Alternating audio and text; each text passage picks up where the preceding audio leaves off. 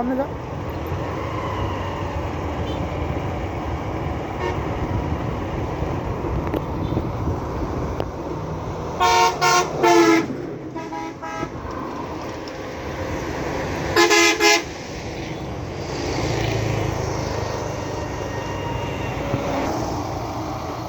এটা হচ্ছে তিস্তা সেতু। এই তিস্তা সেতুটা পার হয়েই কুড়িগ্রাম যাইতে হয়। আর বাম পাশে যেটা দেখাইলাম ওটা হচ্ছে রেলের রাস্তা। আগে ওই রেলের সঙ্গে